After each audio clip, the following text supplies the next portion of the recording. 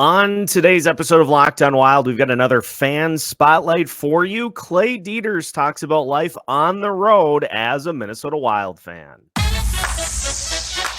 You're Locked On Wild, your daily podcast on the Minnesota Wild. Part of the Locked On Podcast Network, your team every day.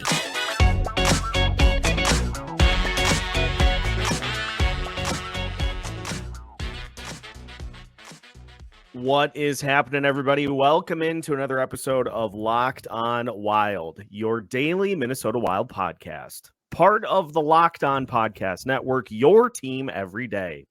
Thank you, as always, for making Locked On Wild your first listen each and every day. Make sure you subscribe on YouTube and your favorite podcast platform so you don't miss out on any new episodes throughout the week. Today's episode of Locked On Wild is brought to you by FanDuel. Make every moment more. Right now, new customers get $150 in bonus bets guaranteed. That's $150, win or lose. Visit FanDuel.com/locked-on to get started.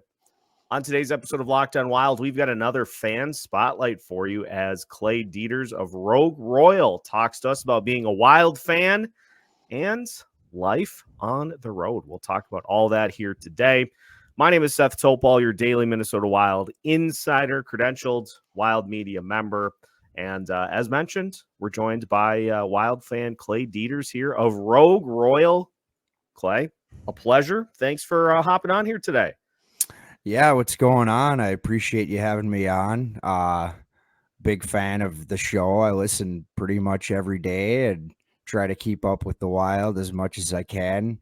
Fallen off a little bit the past few weeks. We've been out on the road, and unfortunately the Wild aren't in a great spot right now that I'm like going out of my way too much while we're out on the road to catch the games, but staying on top of it nonetheless with the highlights. So I'm excited to be on here and chat Wild with you. Yeah, we are very willing to give you a pass for not keeping up with the team being out on the road. First off, Before we even dive into how you became a Wild fan, how long you've been following the team, just tell us about the band a little bit. Tell us about Rogue Royal. Yeah, Rogue Royal is we're a Minnesota local rock band. I grew up in central Minnesota. I actually live up in Alexandria, Minnesota. And the rest of my band lives down in the Twin Cities area. That's where we're based out of. And we play rock music. We have a new album that just came out the beginning of March. And so we're just doing a lot of promotional stuff for that right now, playing shows, and all the fun stuff that goes along with releasing music. So if you're a rock fan or you like music in general, definitely go and check it out. It's on all the streaming platforms. You can find us on all the social media sites. And if you're in Minnesota or the Midwest region, we travel all over the Midwest as well. So catch us at a show and say hi. What have been some of the furthest areas out that you guys have gone to for shows? Like, what's your typical range for touring? So the furthest we've traveled so far in our career is Austin, Texas. Oh, wow. We played down at a festival called South by Southwest. I think it was two springs ago. Okay. So that's the furthest out we've gone. I mean, we've gone out to Colorado. We've been all over North and South Dakota the last couple weeks. I think we go back out next week. I leave, and our first show is in Gillette, Wyoming. And then we got a little run back through South Dakota down to Omaha and then back home again. So we're kind of all over the place. We play a fair amount out in Wisconsin and Sure. Iowa and stuff as well too. So we make our rounds. Yeah, you guys are well traveled. Good for you guys. That's awesome.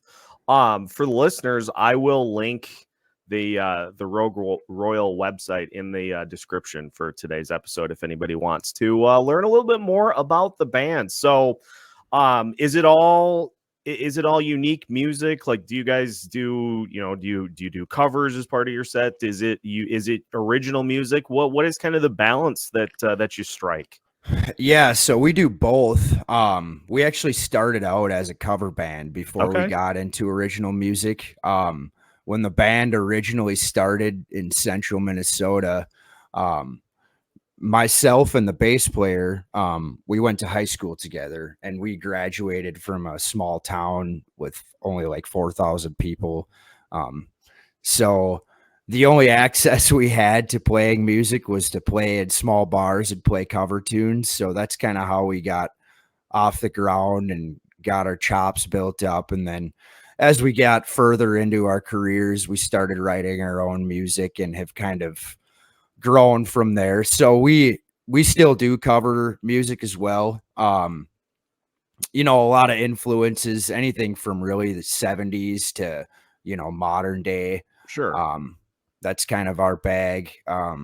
We have a little more of a modern rock sound with like a classic influence. Some of my favorite bands from when I was growing up, I listened to, because I had older brothers, I listened to a lot of like Led Zeppelin and Leonard Skinner and It's a Allman good base to Brothers and pull stuff. from. Yeah, Holy cow. AC/DC, all that kind of stuff. So I was a rocker from the start, but my mom listened to a lot of country music, so I listened to country as well, and like the Eagles, and I had a really broad range of music influence, because I had three older brothers, two of which also played in a band together while I was growing up. So they're kind of the ones that got me into the music world and got me like my first gigs and jumping on stage with them when I was like 16 and stuff like that. So it's been a fun experience, growing up in a music family and then trying to take it and grow it from there. That's the dream, is to just kind of take it and run with it. So good for you guys. How long have you been a Minnesota Wild fan? Last couple of years, ever since you grew up? Where did the Wild come into play in this whole equation? So I was 4 in 2000 when the Wild came back to Minnesota, and I was that's also when I started playing hockey. So I was an instant Wild fan right from the start. Marian Gaborik was my favorite player at the time when I was younger. As I got a little bit older is when I started playing goalie. I was actually a goalie when I played hockey. So I liked Manny Fernandez and Dwayne Rollison, and those guys were like the cat's pajamas for me when I was a kid first throwing the pads on. And obviously like some other guys that weren't for the Wild, but I guess like Martin Brodeur was a guy that he was kind of just getting out of the game when I was growing up, but he was somebody that I always thought was really cool. And I watched the Avalanche a lot too when I was younger. So like Joe Sakic and those guys were pretty fun to watch. I'm not going to hold that against you. As a Wild podcast, I'm going to just overlook that. But that's great that you got the goalie perspective, because we'll talk some goalies here to finish the show. But yeah, let's do it. Glad to have you on. And again, listeners, you can check out Rogue Royal by going to rogueroyalofficial.com to get a little more info on Rogue Royal. We'll plug that throughout the rest of the episode today too. But we'll switch gears here, Clay, when we come back. If you've got any questions for me, we'll talk a little Wild, and we'll kind of bounce some things around here as we continue today's fan spotlight edition of Locked on Wild after this. Today's episode of Locked on Wild is brought to you by FanDuel. The sports calendar is going to be getting crazy busy here soon. It's playoff time in both the NBA and the NHL. Baseball's in full swing, and FanDuel is your place to bet on every game. Right now, new customers get $150 in bonus bets guaranteed. That's $150, win or lose. So you can put your first bet on the Wilds, the Timberwolves, the Twins, you name it, win or lose. You've got $150 ready to rock. You can bet on everything from slap shots to home runs to slam dunks. And let's be honest, the Timberwolves have a few of them this season, all in an app that is safe, secure, and easy to use. So what are you waiting for? Visit FanDuel.com/locked-on to make your first bet an automatic win. FanDuel, America's #1 sportsbook. Welcome back to today's episode of Locked on Wild. Once again, we thank you for making Locked on Wild your first listen each and every day. For the everydayers, make sure that you tune in tonight as we will be taking you through the Wild Avalanche game. We got our standard Locked on Wild postcast coming up for you after the game. So make sure to tune in then, as well as for coverage throughout the game. You can follow me on Twitter at Seth Topes to get updates during the game. And then we'll chat afterwards to see how things went for the Minnesota Wild. Continuing today's fan spotlight with Clay Deters of Rogue Royal. So, Clay, any questions that you have for me in relation to the team? Otherwise, we'll start with the goalie situation. We'll just kind of we'll make the rounds as to where things are at for the Wild right now. Yeah, I guess, the biggest question is like potential off-season changes, what we're looking to move, what we're looking to potentially bring in. I know the main one that everybody's been talking about is our buddy number 90 and what's going to happen with it. Yeah, that has been rough, man. Yeah. And it just is, it seems like it just gets more and more evident every game that spot is one that they just have to try to find some level of skill from, some level of you got to get a shooter into that spot. And Johansson brings, he does bring speed to the table, but it just doesn't feel like the speed and the shot correlate at all. Rushes into the zone. It seems like anytime he gets to the front of the net, he passes as opposed to trying to just let one fly on the goalie. It's always a pass back to somebody further back in the zone or a pass to the other side of the crease where there's traffic.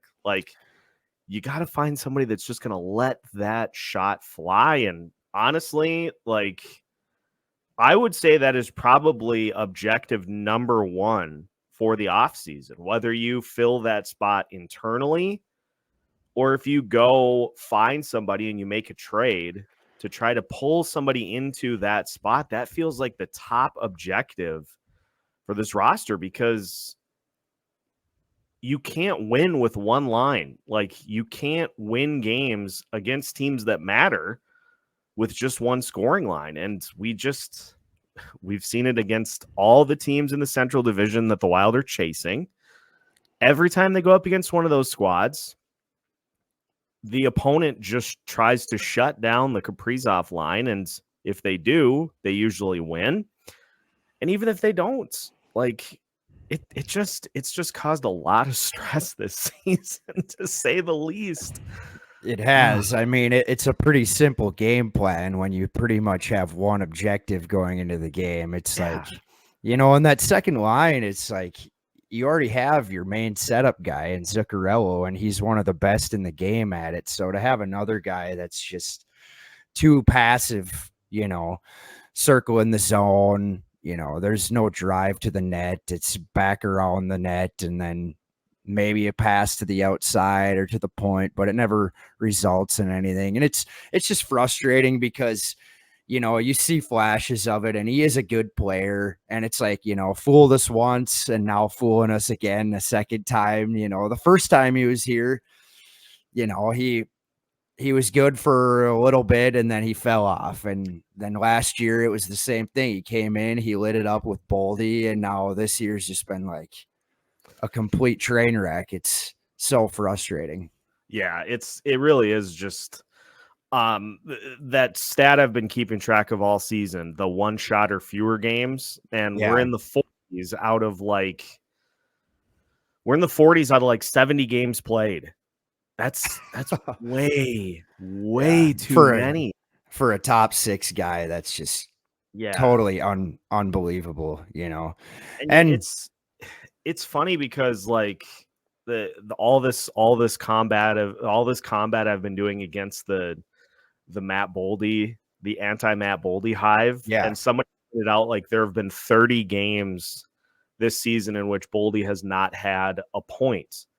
And it's like, well, you look at what he's doing during those games, and he's still getting shots on net.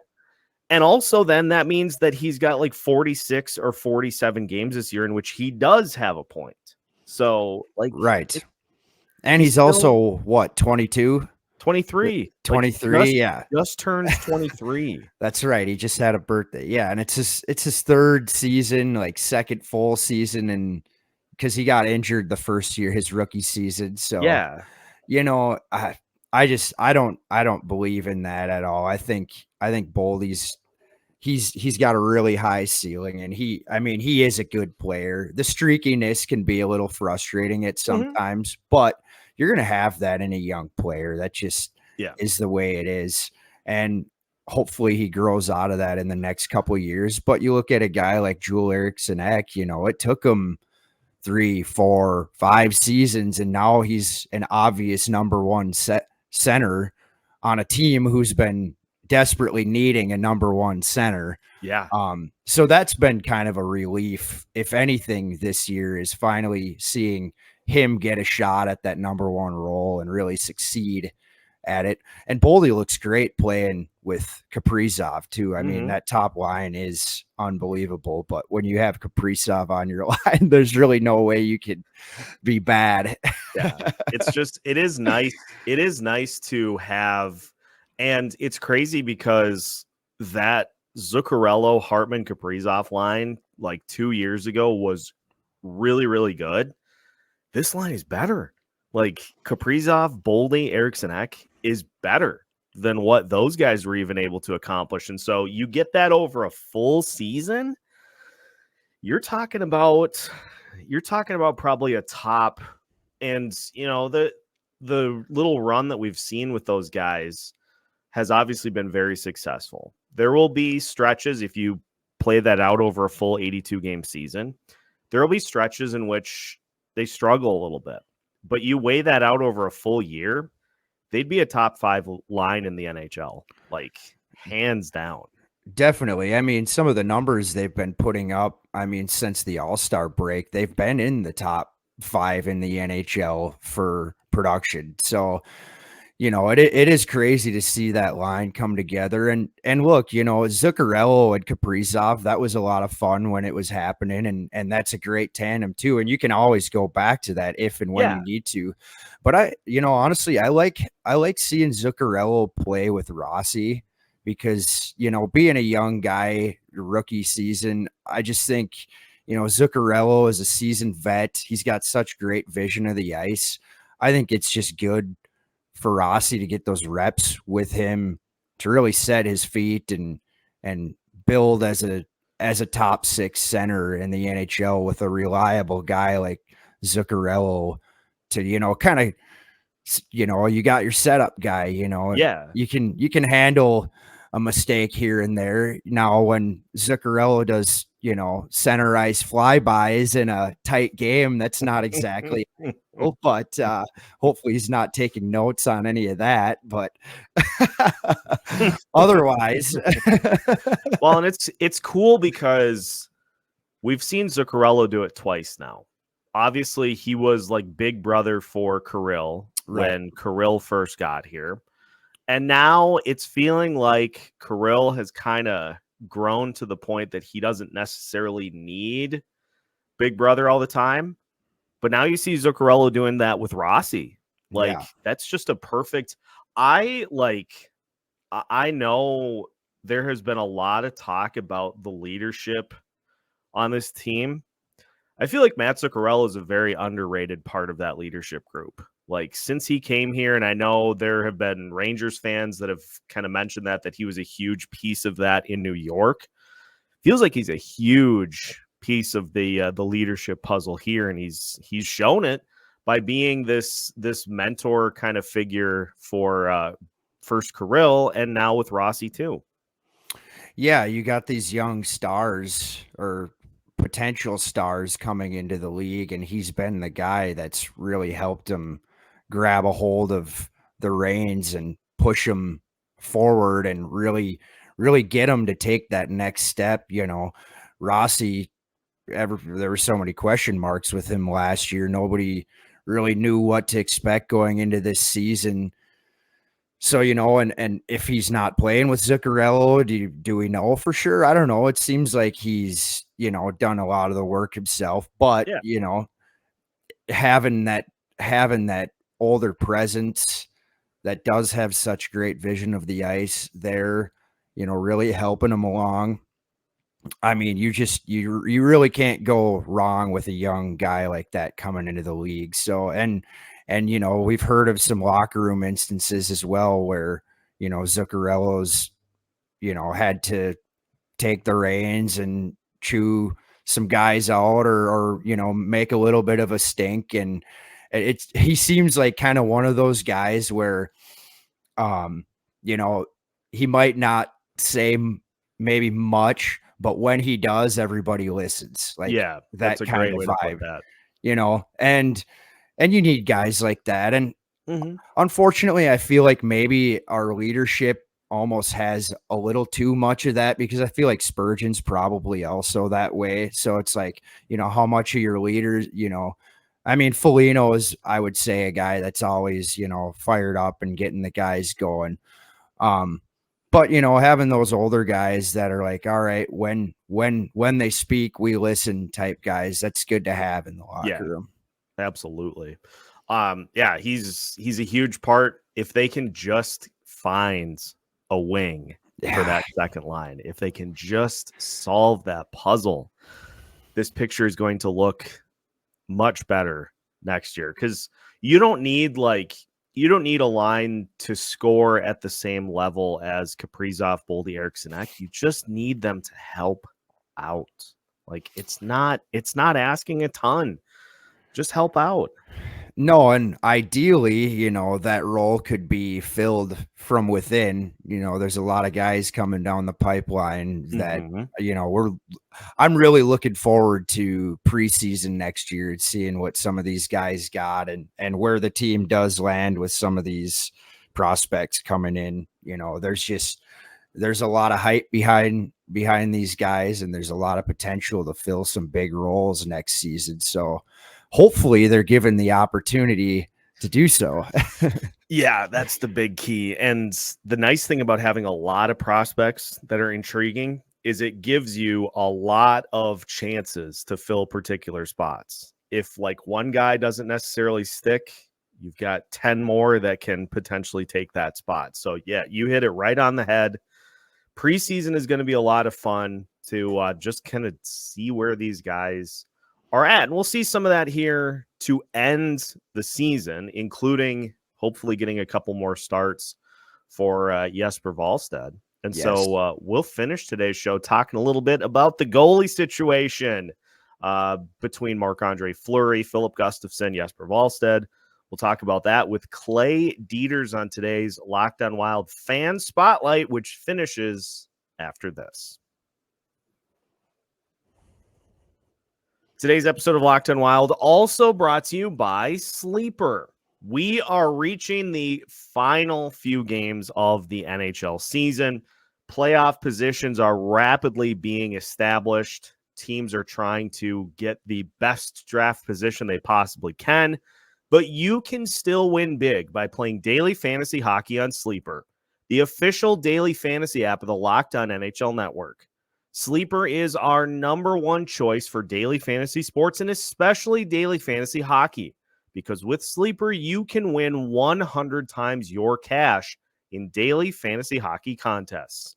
All you have to do is pick whether elite players such as Kirill Kaprizov, Matt Boldy, Joel Eriksson, Marco Rossi, or others will record more or less than their sleeper projections in categories such as goals, assists, saves, plus, minus, and more in a given game. In all, there are 8 different player categories that you must correctly predict for a 100-time payout on your bet. You can also play daily fantasy NFL, NBA, Major League Baseball, and college football on Sleeper, and all entries can be done in 60 seconds or less. Use promo code LOCKEDONNHL, and you'll get up to a $100 match on your first deposit. Terms and conditions apply. That's code LOCKEDONNHL. See Sleeper's terms of use for details and locational availability. One final segment of today's episode of Locked On Wild. Once again, we thank you for making Locked On Wild your first listen each and every day. A fan spotlight for you here today as Clay Deters of Rogue Royal joins us. And if you'd like to be a Wild fan spotlight participant, just send me an email at lockedonwild@gmail.com. It's as easy as that, and we'll get it ironed out, and we'll get you on the show. Clay, since you have played a little goalie, let's talk about the goalies. We saw Jesper Wallstedt rebound with a shutout against Chicago, and there have been some rumblings that maybe Marc-Andre Fleury comes back for one more season. If you had the ability to make the choice, which way are you going? Are you keeping Gus and Jesper? Are you keeping Fleury and Jesper? Are you sticking with Fleury and Gus for another season? Which way would you roll? Oh man, that's such a tough question. I know. I mean, obviously, so much of it rides on whatever Fleury decides. If he wants to come back, you're going to take him back. He had a solid season this year. Obviously, he's 40. He's going to be 41 next year. So that's a lot for a goaltender.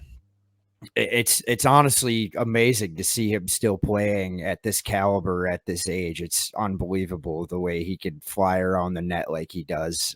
That style of goalie is fun to watch, but it's also very taxing because it's not, you're not saving a lot of energy.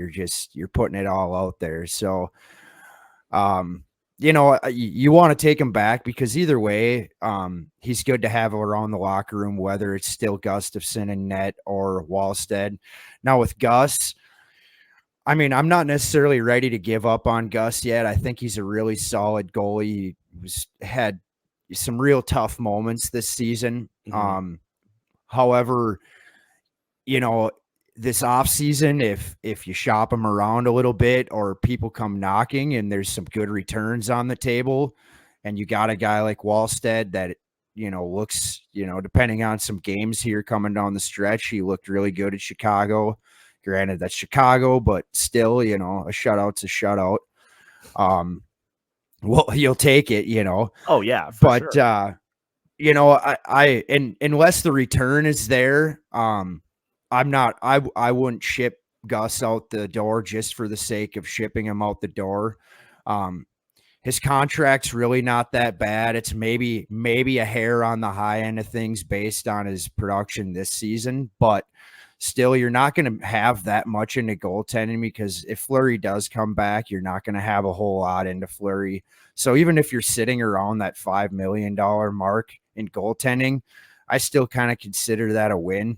Yeah. And you think if you still have Gus this year and Wallsted's up and down from Iowa next year, and you have Fleury and Gus next year, going into the year following, you assume that Fleury does probably retire, and you have Gus at his $3.5 million or whatever he's making, and then you have Wallstedt that following year with that tandem, and he's on a rookie contract. So you're still sitting at, less than $5 million on your goaltending. That's not a bad place to be, assuming the team is in a much better spot that year as well, because we're out of the cap situation, and we, hopefully have these prospects that are starting to deliver by the following year, and we could be in a really good spot. You look at what Boston's done with their goaltending tandem. That's kind of the trend the league is headed to, with two really solid goalies, the 1A, 1B scenario. That's obviously what the Wild were looking more for this year, but Gus didn't really deliver his end of the bargain. He's looked pretty darn good again the past few games against some good teams. So you hope that that's trending in the right direction. But I think it just comes down to off season and what the team could potentially get in return, and what Gustafsson does in the off season. Is he taking care of himself, and is he doing the right things? I know there's been some rumblings of concern as far as how he's, taking care of his body and stuff like that, and how he's handling his game off the ice. So, that's a big deal when you're a goaltender. Your mental stability is as big as your physical ability, if not more important. So, absolutely. And the two go hand in hand. So, I'd like to see Gus stay, just because he looked so good last year. And I just think there is, if he could pull it together and really put his career together, because he's still a young guy too. Last year was really his first crack at it, as getting as many starts as he did. So I don't know. You really can't go wrong if you ship him out the door and you have Wallstead waiting in the wings. So it's kind of a win-win really in the end, because I think if Fleury does retire and you are with Gus and Wallstead next year, they got to compete to have that starting spot. And that competition, in my opinion, is a good thing to get your goalies playing at the top of their game. 1000%. I like the way you phrase that too, because I think that's exactly how Bill Guerin will approach this. It may not be that Gus is shopped per se, but if somebody does call, I think he's going to at least hear him out. And I think too, I don't think Fleury is going to try to drag this out by any means. He's going to make his decision pretty quickly into the offseason. He's going to take some time, I'm sure, to think it over, but he's not going to hang the Wild out to dry with this long drawn out process, because, at the end of the day, the Wild do have some things that they'll need to take care of in the offseason. So it's going to be a yes or a no, and then we'll see something done accordingly. And it could very likely be that the Wild just decide, if Fleury does come back, it could very well be that they decide, let's go Fleury and Gus one more year, and Jesper will get an opportunity to back both up if there are any injuries. That's probably not what a lot of people want to hear, but at the end of the day, teams just are very hesitant to rush prospects up. And so this offseason is going to hinge basically exclusively on what Marc-Andre Fleury decides to do. And it's fascinating because you could see it playing out any number of ways, depending on what he says. Yeah, that's so true. And the other thing with next year too is you assume next year's almost even more of a rebuilding year, whether or not anybody's willing to say that. Right. So, and granted, the Iowa Wild aren't anything to write home about right now either. So, Wallstead's getting plenty of nights where he's got his work cut out for him down there, but the NHL is a whole different ball game. And if we're in a rebuilding season and you got a young guy coming in, there's good potential where he's going to be staring at a lot of games like his first start at Dallas next year, if he is the guy. So, for his first full season, I don't know if you want to see him getting lit up night after night. And I'm not saying that he necessarily would, but there's going to be a lot of potential for that to happen. Yeah. So when you got a good guy like, I don't know, UC Saros, he played down in the AHL for a while they had Pecorine, and now they're sitting on a bona fide number one starter in him. So it's, you know, and they've had another one cooking in the AHL too since UC's been in the league, and they've even been they were even talking this year about potentially trading him going into the trade deadline, which caught me by surprise. But you know, it's the goaltending position's just so volatile. You never know what you're going to get. And you just hope guys like Gus could hopefully step up their game next year. And if nothing else, he performs well down the stretch so that we can get a good return for him in the offseason.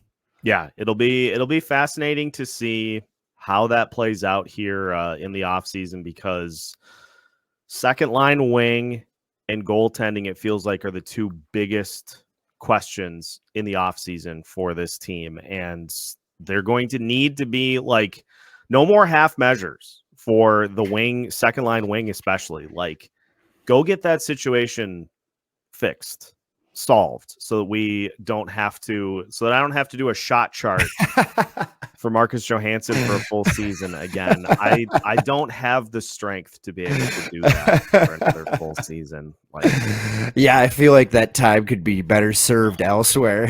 Yeah, it very much could. Clay, as we wrap up, any final thoughts? Really appreciate having you on here today, and we will definitely do this again. But any final thoughts as we wrap up here today? No, man, I appreciate you having me on. Even though the season didn't turn out the way some of us were hoping it would, it's always fun watching the games, and I really enjoy catching your show and seeing all the comments and stuff in the comment section and being part of that whole discussion. It's fun, you know, when there's a community talking about the games and stuff like that. It's enjoyable. Even if I'm only catching it the morning after, it's still good to be a part of. So appreciate the community you built here, and I'm just happy to be a part of it.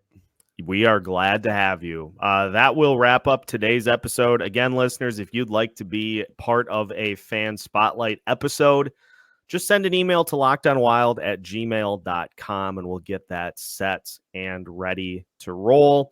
If you would like to learn more about Rogue Royal, we've got the website in the description for today's show, so you can follow along with Clay as they go out on the road and crank out some elite tunes. Make sure to like this video and make sure to leave a nice 5-star review on your favorite audio platforms as well. It helps get our reach out there even further. And make sure to subscribe on YouTube if you have not already. You can find all of our content at Locked On Wild by just searching Locked On Wild.